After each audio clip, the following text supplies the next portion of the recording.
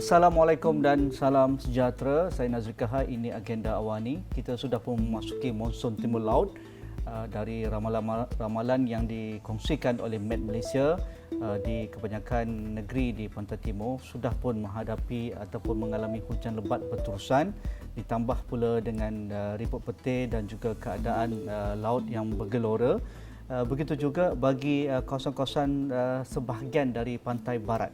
Dijangkakan sepanjang hari ini 12 hari bulan akan berlangsung hujan berterusan di beberapa buah kawasan ataupun daerah, tetapi fokusnya pastinya di beberapa negeri di Pantai Timur, iaitu di Kelantan, Terengganu dan juga sebahagian negeri Pahang, termasuk juga di beberapa daerah di Sabah dan juga Sarawak. Jadi untuk membaca dan memahami apakah yang dikatakan ramalan Met Malaysia ini, adakah kawasan kita akan benar-benar dilanda banjir ataupun kawasan-kawasan tertentu akan dilanda banjir kilat, ataupun dengan seringkali juga ia bertembung dengan fenomena air pasang besar di kawasan pesisir pantai. Jadi itu yang saya akan bincangkan bersama Dr. Kamarul Azhari, Director Disaster Preparedness and Prevention Center MJIIT UTM Kuala Lumpur. Dr. Kamarul, baru pulang dari utara Terengganu. Yes. Jadi bagaimana keadaan di utara Terengganu? Dah ada kawasan yang sudah pun dinaiki air ataupun mereka memang sudah pun bersiap siaga sebenarnya? Benar Tuan Haji. Dan beberapa kawasan-kawasan sebagai contoh di Setiu memang telah sebahagian besar tu telah ditenggelami air, dan semalam sempat ke lapangan juga Tuan Haji melihat beberapa kesan-kesan sementara. Kalau kita lihat banyak kawasan-kawasan yang telah dikenal pasti sebagai kawasan berisiko ini sebenarnya telah bersedia. Tahap kesiapsiagaan mereka amat baik, dan pegawai-pegawai termasuk pertemuan saya dengan yang setia pengarah Angkatan Pertahanan Awam Negeri Terengganu melihat kesiapsiagaan dari pihak agensi responder pun amat baik kali ini Tuan Haji. Adakah apa yang kita boleh faham Dr. Kamarul dengan beberapa amaran serentak ini?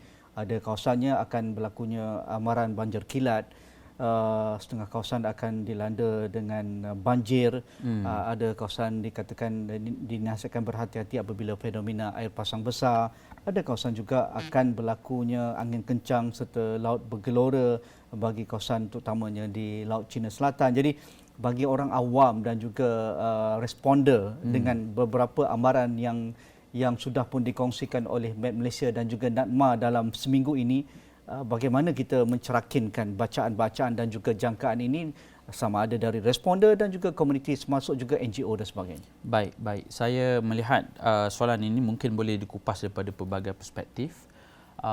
Memandangkan saya percaya ini sebahagian besar telah menerima dengan baik arahan-arahan, amaran-amaran ataupun bentuk ramalan yang acap kali kita terima. Cuma yang penting di sini adalah tindakan. Bukan hanya pada komuniti yang memang menetap di kawasan-kawasan berentan ini, tapi juga mereka-mereka yang mungkin pulang ke kampung, bercuti bersama keluarga, yang tidak biasa bahawa ada sebahagian daripada jalan raya ini akan ditelenggami air. Ini beberapa konteks yang kita lihat, mereka yang mungkin tidak arif dengan kawasan setempat. Sebagai contoh di Setiu, malam tadi sempat makan malam di beberapa restoran di sana, melihat bahawa mereka lebih bersedia. Tidak beroperasi pada masa-masa tertentu, memandangkan sebahagian besar pekerja-pekerja mereka terjejas. Jadi ini sebahagian daripada proses menerima sebahagian daripada risiko tersebut, dan mereka berupaya untuk bangkit dalam konteks. Dan yang kita risau di sini sebahagian besar bencana-bencana yang dicetus oleh faktor peganda. Hujan yang amat lebat berterusan dan disusuli dengan air pasang besar sebagai contoh. Ini bencana berganda ini yang kita gusar. Melihat bahawa impaknya mungkin boleh berlarutan, berpanjangan, dan mungkin boleh mencetus skala bentuk impak yang mungkin berbeza seperti yang kita alami Disember 2021 Tuan Haji. Ya, kalau kita nak bersiap siaga Dr. Kamarul dengan bencana berganda ini, apa yang kita perlu laporkan ataupun kongsikan dengan masyarakat di bawah sana? Kerana Kalau mungkin mereka terlepas pandang, mungkin hujan lebat tak ada masalah, tetapi bagi kawasan yang mungkin rentan dengan masalah peparitan, isu saliran yang mungkin akan menyebabkan air dari laut itu akan menolak semula ke daratan. Jadi air Temenung itu akan menyebabkan kawasan mereka akan tenggelam. Apa yang mereka perlu faham dari sudut maklumat-maklumat yang akan dikongsikan? Pertama, kita harus faham bahawa ini adalah sebahagian daripada impak besar daripada perubahan iklim dan menerusi sistem pemodelan semasa.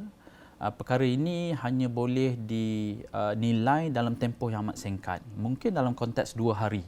Jadi persediaan itu harus berlaku lebih awal di peringkat keluarga sebagai contoh. Kita sebagai ketua keluarga ataupun mungkin kita bersama yang menetap tinggal bersama kita, ada warga emas, ada orang kurang upaya. Golongan-golongan rentan ini harus diberi perhatian lebih lanjut. Dan kalau kita lihat dari konteks bantuan kendiri itu sendiri harus dikukuhkan dan juga bantuan bersama di peringkat komuniti di mana pengurusan kampung JPKK diaktifkan dan semestinya lah Jawatan Kuasa Pengurusan Bencana peringkat daerah PKOB akan sentiasa alert. Tetapi kita lihat ada sebahagian besar mereka yang terkorban, mereka yang menerima impak langsung kerugian ekonomi akibat daripada bencana berganda ini selalunya disebabkan oleh sifat ambil mudah. Tidak hanya beberapa hujan sedemikian, mereka tidak menjangka bahawa skalanya lebih besar daripada biasa. Ini yang kita gusar. Dan kebetulan saya baru pulang daripada Terengganu, kita melihat bahawa bencana geologi aliran puing, satu bentuk ancaman bahaya baru muncul. Dan kita pun sedia maklum, hujan bukan hanya menyebabkan banjir tetapi juga tanah runtuh. Dan beberapa tahun-tahun kebelakangan kita melihat kemunculan bahaya baru muncul, bahaya aliran puing sebagai contoh.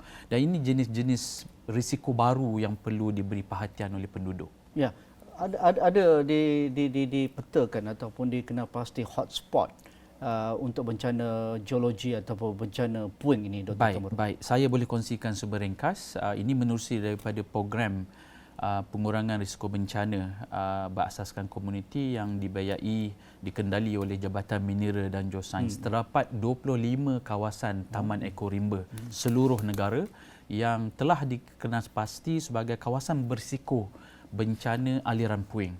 Dan alhamdulillah semalam telah tamat siri ke-8 Tuan Haji daripada Sungai Sedim, Langkawi, bawa Kemaran ke Terengganu, di Cemerung, Kemaman hinggalah semalam di kawasan di Lata Payung di Terengganu. Ini kawasan air terjun tu? Kawasan air terjun, Taman Ekorimba yang di mana itulah kawasan sumber yang mungkin boleh mencetus banjir aliran puing, banjir lumpur di kawasan penempatan di Hilir. Itu yang berlaku juga yang bulan lalu di Telaga 7 Langkawi itu. Telaga 7 Tuan Haji. Itu pun sebahagian daripada kawasan 9 kawasan termasuk di Baling minggu lepas kami berada di sana. Dan insya-Allah besok kami penamat di Batu Malui, Negeri Sembilan. Apa risiko bagi kawasan-kawasan penduduk yang tinggal di kawasan kemungkinan akan berlakunya bencana puing dan juga bencana geologi ini? Baik. Kita telah amati beberapa data-data saintifik melihat bahawa keamatan hujan sebenarnya kawasan lembangan sungai ini tidak boleh lagi menampung kadar hujan yang begitu lebat. Dan kalau kita amati pada 15-16 Disember tahun lepas, kita lihat Taifun Rai sebagai contoh hadir dengan membawa jumlah air yang amat besar dalam masa yang singkat, yang di mana sebahagian besar kawasan-kawasan lembangan kita tidak mampu menampung dan bahaya-bahaya yang sedia ada, empangan sementara, batu-batu, lumpur-lumpur, puing-puing ini menunggu masa sebenarnya. Ini kita melihat sebagai contoh di Setiu, maksudnya event ataupun tragedi tak akhir direkodkan adalah 2004. Bayangkan lama. Jadi 20 tahun ini kitaran bencana yang kita pasti perlu tingkatkan tahap kesiapsiagaan penduduk menghadapi bencana berganda yang berskala besar. Adakah itu juga yang berlaku kita lihat pada hujung tahun lalu di kawasan Hulu Langat, di Sungai Benar, Lui benar. dan juga di daerah Bentong, Benar. di Dan Janda Baik dan sebagainya. benar, Termasuk Tuan di Baling itu. Baik, ini bentuk bahaya baru muncul dan hasil dapatan lapangan kami melihat apa yang berlaku di Bentong Karak, air aliran puing tersebut boleh pergi sehingga 70 km di kawasan downstream di Mentakap. Itu hasil daripada lapangan dan bukan hanya di Hulu Langat, di Selangor, di Pahang, tetapi juga di Negeri Sembilan. Ini susulan daripada satu event, extreme weather event yang kita rujuk, boleh mencetus bencana berangkai. Impaknya lebih berskala besar, Tuan Haji. Ya, adakah untuk musim tengkujuh atau monsun tahun 2022 dan awal 2023 ini akan ada sifat bergandanya kalau dahulunya pada hujung tahun lalu iaitu Typhoon Rai melalui daripada Filipina melangkaui kawasan Laut Cina Selatan. Benar. Dan tetapi Timur Laut tidak berlaku di Pantai Timur, tetapi Timur. ia melanda besar di Pahang dan juga di Pantai Barat. Adakah Benar. tahun ini ada mana-mana taifun Ini sesuatu yang kita harus bersiap siaga. Dalam konteks responder, saya percaya ini senario terburuk yang seharusnya dipertimbangkan. Kita tidak lagi perlu menunggu apa yang berlaku Disember yang lepas, yang di mana hampir 32,000 orang penduduk harus dipindahkan dalam 3 hari. Ini satu senario yang seharusnya tidak berlaku. Dan saya percaya susulan daripada ramalan amaran yang diberi oleh pihak Met Malaysia, pihak NADMA, pihak APM, ini sesuatu kejadian yang boleh diambil kira dalam perancangan agar jumlah mangsa yang perlu diterima, pihak JKM harus bersedia untuk menerima jumlah mangsa yang besar dalam tempoh masa yang singkat. Dan saya tidak nafikan bahawa ini satu bentuk ancaman baru yang perlu diberi perhatian. Dan di perhatian dan juga pemantauan kami dengan Dr. Kamarul, kami lihat Dr. begitu sibuk di lapangan dengan program Community Disaster Risk Management, macam-macam program lah dari modul besar ini DRR. Ada dari bentuk berasaskan komuniti, bencana geologi, bencana puing ataupun bencana alam seperti ban ataupun dam dan sebagainya. Jadi adakah semua peringkat responder sudah pun bersiap siaga, terutamanya bagi kawasan-kawasan yang rentan? Dari pengamatan Dr. Kamarul, adakah kesedaran itu dan kesiapsiagaan itu bertambah dari masa ke semasa? Benar. Kita amati daripada kejadian tahun lepas, Disember direkodkan satu single event 6.1 bilion kerugian ekonomi. Jadi saya percaya susulan daripada 18-19 Disember tersebut banyak perubahan yang diambil. Drastik, sama ada di peringkat kerajaan persekutuan, kerajaan negeri, pihak berkuasa tempatan. Dan kita ada hampir 17,000 ketua kampung yang di mana kita boleh perkasakan, dan saya percaya inilah sebahagian daripada sumbangan pihak akademik, pihak saintis menterjemah hasil dapatan kajian kepada sesuatu yang lebih memberi manfaat kepada penduduk. Dan saya percaya jika mereka dibekalkan dengan maklumat yang betul, tindakan-tindakan yang lebih bersasar, saya percaya kita boleh kurangkan jumlah kerugian ekonomi dan juga kadar kematian. Tuan Haji. Apa penekanan dalam DRR ni, Dok? 3 perkara apa yang kami boleh simpulkan di sini. 3 E. E yang pertama, early information, maklumat informasi awal. E yang kedua adalah early decision, keputusan awal, sama ada di peringkat pegawai daerah selaku pengusi kepada jawatan kuasa pengurusan bencana sebagai contoh, penghulu, ketua kampung, kita ketua keluarga sebagai contoh. Keputusan awal ni amat penting. Dan E yang ketiga adalah early action, tindakan awal. So tindakan awal ni sebenarnya mampu menyelamatkan nyawa manusia. Banyak yang saya jumpa near miss yang hampir meninggal, hampir kehilangan nyawa daripada Disember tahun lepas. Dan jika kita bandingkan MTL 2014 dan 2021 tahun lepas, peningkatan hampir melebihi 200% kadar kematian dan kadar kerugian ekonomi. Ini yang kita gusarkan, yang di mana kami terpaksa turun ke peringkat akar umbi, melihat, belajar daripada kawasan-kawasan bencana, cungkil rahsia bagaimana mereka mencari ruang-ruang untuk menyelamatkan diri.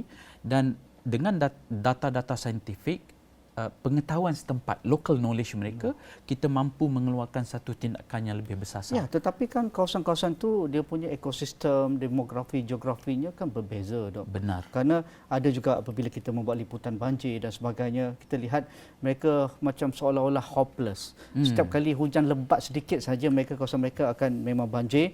Mereka akan alami banjir puing, mereka akan mengalami banjir lumpur dan mereka akan berbelanja lagi. Dan mereka masih berharap lagi kerajaan akan bantu. Tetapi mereka tahu kerajaan ada hadnya. Tetapi kalau mereka sendiri mampu mengurangkan risiko dan juga dengan risiko bencana yang seteruk itu, mereka lebih rasa lega dan sebagainya berbanding hanya menerima bantuan kerajaan. Benar, Jadi benar. macam mana kita nak kenal pasti kawasan hotspot yang memang amat rentan? Kalau kita lihat di Bentong, di Karak dan juga di Baling itu, nampaknya dan dalam masa 3-4 bulan ini berapa kali dah setiap kali hujan lebat mereka berlumpur lagi. Begitu juga di kawasan Sepang misalnya.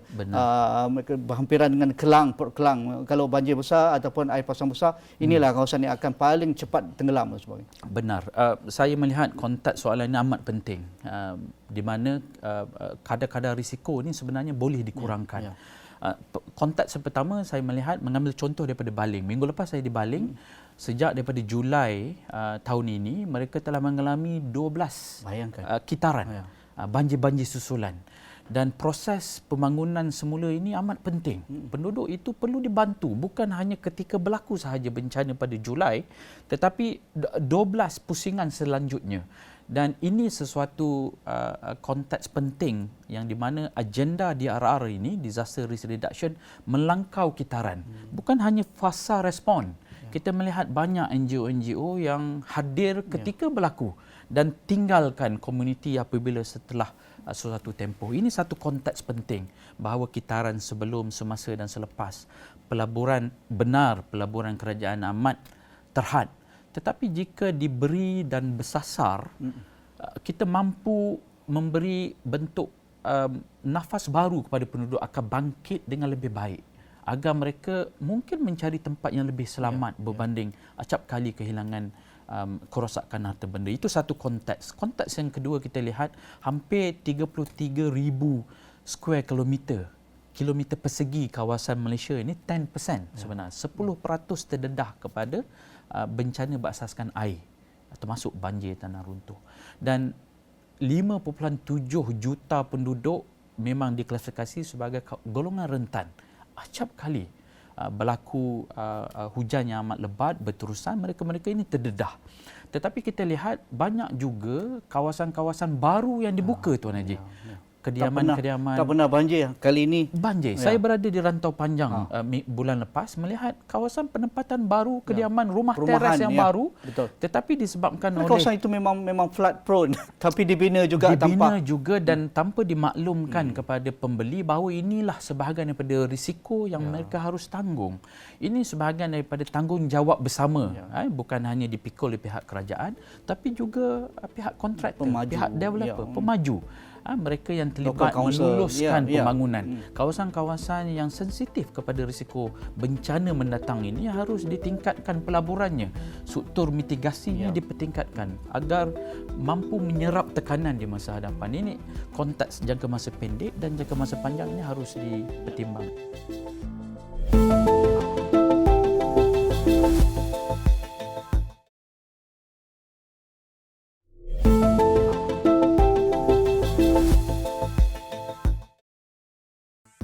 Kalau kita lihat misalnya di beberapa kawasan rentan di kawasan negeri di bawah Bayu di negeri Sabah. Kerap kali juga kita dengar di Tenom, di Papa, di Kota Belud dengan kalau ada gempa bumi ataupun taifun ataupun hujan lebat, kawasan ini penampang pun mudah tenggelam. Jadi adakah kriteria kawasan-kawasan seperti ini ada perbezaan apa yang berlaku di sebenarnya? Sebenarnya kalau kita lihat konteks impaknya sama. Impaknya sama, cuma mungkin dari segi geografinya kesan ataupun tahap keterdedahannya berbeza. Ini sesuatu yang harus kita dokumentkan secara saintifik dan membuat hebahan secara berstruktur.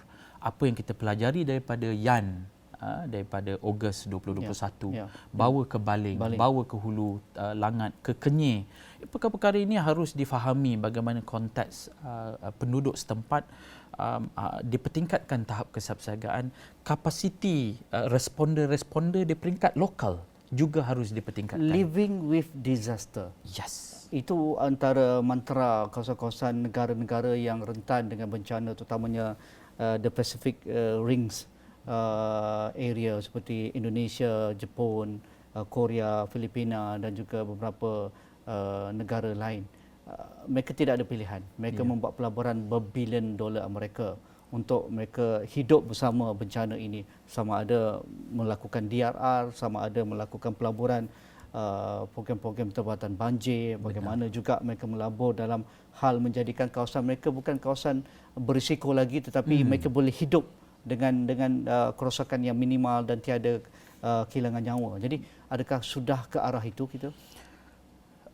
Saya mungkin boleh simpulkan di sini. Dengan climate change dan sebagainya. Kita tidak terlewat, Tuan Haji. Kita harus membuat langkah yang amat penting. Dan saya percaya dengan kerajaan yang baru ini, langkah ini harus disusuli dan dibantu berasaskan kepada data, bukti lapangan, saintifik, kajian saintifik dan sebagainya. Saya ambil contoh lawatan saya ke Rwanda baru-baru ini. Bayangkan. Satu negara Afrika yang mungkin kita lihat mundur satu ketika lah. Satu ketika. Dan dengan harus kita isu fahami ethnic cleansing. Ethnic cleansing. Tetapi antara rahsia yang saya bawa balik ke Malaysia, kerajaan mereka membelanjakan hampir 90% dana yang berkaitan dengan DRR untuk kesiapsiagaan. Mereka tidak lagi boleh menunggu bencana itu berlaku. Prevention. Dan kita ini negara Afrika, Tuan Haji, dan saya percaya apa yang kita ada sekarang ni dan saban tahun direkodkan 36 bilion kerugian ekonomi tahunan disebabkan oleh banjir. Saya percaya ini satu langkah drastik harus dibuat.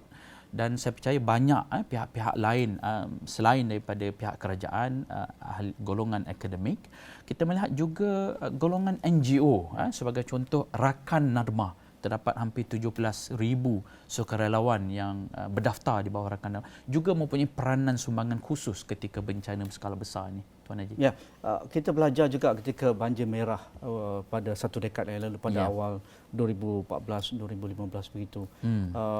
Ketika melanda di pantai timur, terutamanya di kawasan Mani Urai, dan Dr. Kamarul pun beralik ke Kuala Kerai dan juga di Macang di Tanah Merah, dan saya juga dengan rakan-rakan bersih juga melihat proses pembangunan semula dan juga DRR di sana, dan kita lihat nampaknya amat berkesan apabila mereka faham mereka hidup dengan bencana, kawasan mereka rentan dengan bencana, mereka tidak lagi tinggal di kawasan reserve sungai. Benar. Dan mereka tidak buat lagi pembangunan di kawasan sekitar dekat dengan sungai dan sebagainya, kerana hujan yang mereka lalui ketika 48 jam itu sampai ke pokok kelapa. Tidak pernah mereka lihat, sedangkan kalau hari biasa sungai itu amat cetek sampai level parit saja dalamnya. Tak boleh bayangkanlah rumah mereka hancur, total loss. Jadi untuk melihat ke hadapan, perbelanjaan untuk risiko bencana ini amat besar sampai menjadi isu lah politik negara.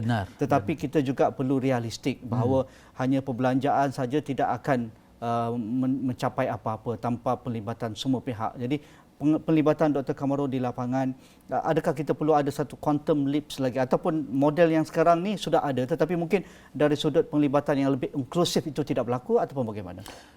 Saya melihat konteks ini daripada pelbagai sudut perspektif yang boleh kita kupas di sini. Yang pertama, peranan setiap individu, setiap sektor pemegang taruh, sama ada di peringkat kerajaan persekutuan, kerajaan negeri, pihak berkuasa tempatan, sehinggalah ke peringkat JPKK kampung.